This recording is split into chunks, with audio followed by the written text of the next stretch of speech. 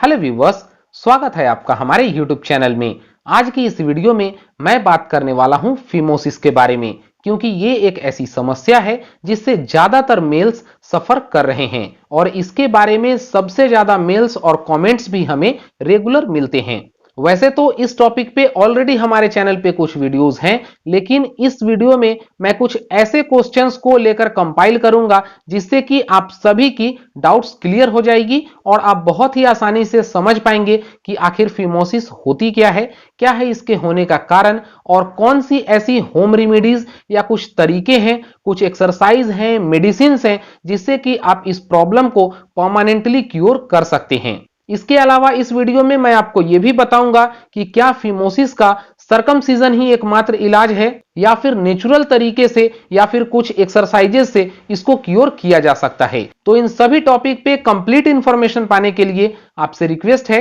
कि आप इस वीडियो को बहुत ही ध्यान से अंत तक जरूर देखें।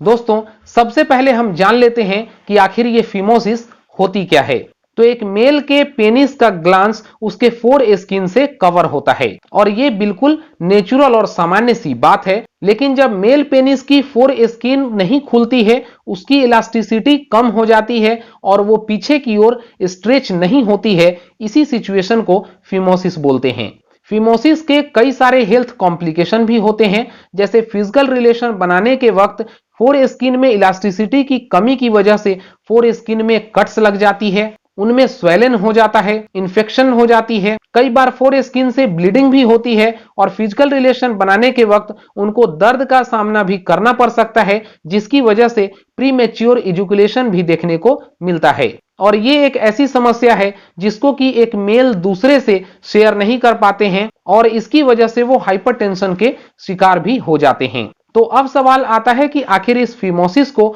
हम कैसे क्योर कर सकते हैं। तो इसके लिए जब भी आप किसी एलोपैथिक डॉक्टर के पास जाएंगे तो उनके पास इसका एकमात्र इलाज होता है और वो है सरकमसीजन। और ये एक ऐसी टेक्निक होती है जिससे कि वो फोर स्किन को कट्स लगाकर उसको हटा देते हैं। तो मैं आपको बता दूं कि सरकमसीजन से फिमोसिस क्योर तो हो जाती है, लेकिन ये कॉस्टली होती है और कई लोग हमसे मेल्स और कमेंट्स करके ये भी पूछते हैं कि सर, क्या सरकमसीजन के बिना फिमोसिस को क्योर की जा सकती है कि नहीं। तो मैं आपको बताऊं कि अगर कोई अनसर्कमसाइज्ड मेल है जिसको कि सरकमसीजन नहीं हुआ है और अगर वो फिमोसिस से ग्रसित है, तो उनमें कुछ हेल्थ फैक्टर्स आपको देखने को मिल रहे हैं, जैसे कि फिमोसिस है या फिर उनके ग्लांस में इंफेक्शन हो जा रही है। वैसे ही सरकमसीजन कराने के बाद भी पुरुषों में कुछ हेल्थ कॉम्प्लिकेशन देखने को मिलता है, जैसे कि ग्लांस में रैसेस होना, ग्लांस में पियरली पेनाइल पैपुल्स, ये भी एक समस्या होती है, वो भी देखने को मिलती है। तो कुल मिलाकर आप समझ सकते हैं कि सरकमसीजन कराने के बाद भी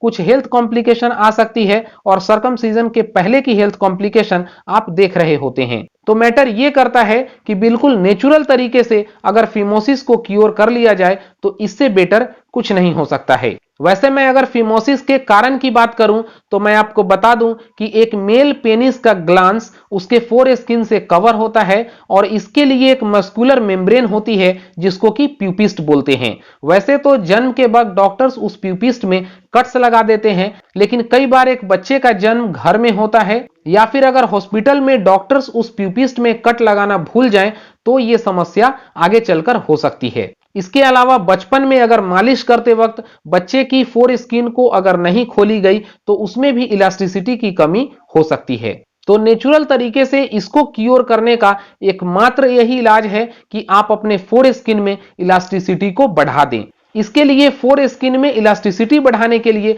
जो सबसे अच्छी और नेचुरल लुब्रिकेंट होती है वो है वर्जिन कोकोनट ऑयल। दूसरा होता है कैस्टर ऑयल। लेकिन इन दोनों का इस्तेमाल करने से पहले आप ये ध्यान रखें, चाहे फिर वो कोकोनट ऑयल हो या फिर कैस्टर ऑयल हो, ये वर्जिन फॉर्म में हो यानी कि प्योर फॉर्म में हो, जिससे कि आपके ग्लांस में कोई इंफेक्शन या फिर आगे कोई हेल्थ कॉम्प्लिकेशन ना आए। पेनिस की ग्लांस और फोर स्किन में लुब्रिकेशन प्रदान करने के लिए एक क्रीम भी बहुत ही ज्यादा यूज की जाती है, वो है लुलिकोनाजोल। कई सारे ब्रांड्स में ये क्रीम अवेलेबल होती है। वैसे आप इसे किसी भी ब्रांड का अपने नियर बाई स्टोर से लेकर अप्लाई कर सकते हैं। वैसे अगर आप इसको ऑनलाइन परचेज करना चाहते हैं तो इसके लिए आप वीडियो के डिस्क्रिप्शन में लिंक चेक कर सकते हैं, क्योंकि कई बार देखने को मिलता है कि जब आपकी फोर स्किन पीछे की ओर नहीं जा रही होती है, इसकी वजह से ग्लांस में कई बार सफेदी जमा हो जाती है, उसमें इंफेक्शन के चांसेस और बेलेनिटिस के चांसेस भी बढ़ जाते हैं। ऐसे में लुलिकोनाजोल बहुत ही इफेक्टिव होती है, क्योंकि ये एक एंटी फंगल एंटीबैक्टीरियल क्रीम होती है और ये हमारे ग्लांस से इंफेक्शन को भी क्योर करती है। अब फोर स्किन में लुब्रिकेशन प्रदान करने के लिए एक तरीका होता है कि आप खुद से फोर स्किन को पीछे की ओर स्ट्रेच करें, लेकिन एक फिमोसिस पेशेंट के लिए ऐसा कर पाना काफी मुश्किल होता है। कई बार उनको दर्द होता है जिसकी वजह से ऐसा वो नहीं कर पाते हैं। इसलिए अक्सर हम लोग अपने क्लिनिक्स में पेशेंट को एक पंप प्रिस्क्राइब करते हैं, इसको बोलते हैं पेनिस इनलार्जमेंट पंप। इस किट में एक प्लास्टिक की सिलेंडर होती है, दूसरा होता है प्लास्टिक का एक पंप और 2 रबर्स दिए होते हैं, जिसको कि इंस्टॉल करने के बाद जब इसमें एक मेल अपना पेनिस इंसर्ट करता है तो अच्छी तरीके से वो रबर उसको ग्रिप कर लेता है। और जब इसमें पंपिंग की जाती है तो उसमें एक एयर प्रेशर बनता है और वैक्यूम की वजह से आपका पेनिस अपने आप ही आगे की ओर स्ट्रेच होने लगता है। ये एक एक्सरसाइज किट होती है और ऐसा करते वक्त अगर आप अपने ग्लांस में वर्जिन कोकोनट ऑयल या कैस्टर ऑयल लगाकर इस तरीके की एक्सरसाइज करते हैं तो काफी कम समय में अच्छा रिजल्ट देखने को मिलता है। वैसे शुरुआती स्टेज में मैं बताना चाहूंगा कि उतनी ही पंपिंग करनी चाहिए जितना कि आपको सहन हो सके, और फिर धीरे धीरे 4 दिन 5 दिन या हफ्ते दिन रेगुलर इस किट के द्वारा एक्सरसाइज करने से आप पाएंगे कि आपके फोर स्किन में धीरे धीरे इलास्टिसिटी बढ़ने लग जा रही है और फिर धीरे धीरे बहुत ही नेचुरल तरीके से फोर स्किन पीछे की ओर जाने लगेगी। रेगुलर ऐसा करने से ज्यादातर पेशेंट्स में हमने देखा है कि 10 से 15 दिनों में ही काफी अच्छी रिजल्ट देखने को मिलती है। ज्यादातर पेशेंट्स में 15 दिनों तक ऐसा करने से उनकी फोर स्किन प्रॉपर तरीके से खुलने लगती है। ये वैक्यूम पंप से एक्सरसाइज करने से ये हमारे ग्लांस में ब्लड के सर्कुलेशन को भी बढ़ा देता है, जिससे आगे चलकर लॉन्ग टर्म में ये प्रीमेच्योर एजुकुलेशन और इरेक्टाइल डिस्फंक्शन में भी बहुत ही अच्छा रोल प्ले करता है।